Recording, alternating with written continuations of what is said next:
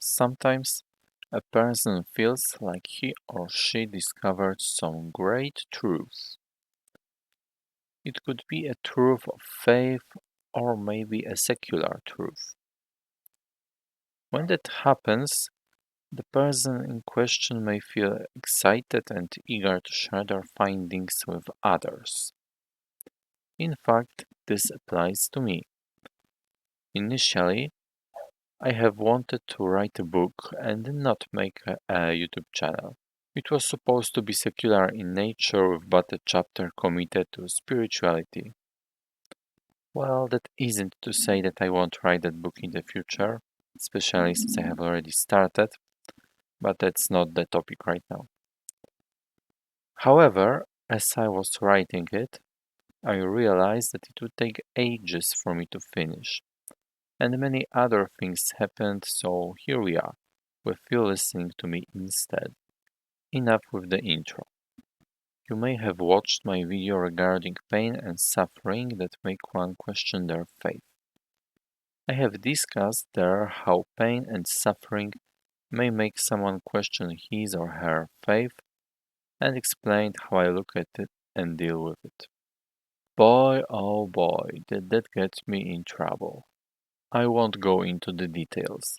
Suffice it to say that I've been trying to get rid of the source of my lifelong misery a day or two later, and I've been so thoroughly crushed with failure and even more pain that I, a grown man, had to keep holding back my tears for a while.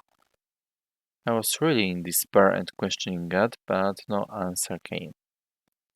Frustrated, I googled a query that went along the lines of why God makes you suffer all your life, and I read some answers. Well, some answers did pop out, but I didn't like any of them. I even scolded one guy who sounded particularly patronizing out loud in front of the screen. I decided to stop thinking about it for the time being and did something first. Then, when I was washing the dishes, something clicked in my mind. One of the answers I just read a while earlier was that God could make me suffer to make me achieve spiritual understanding.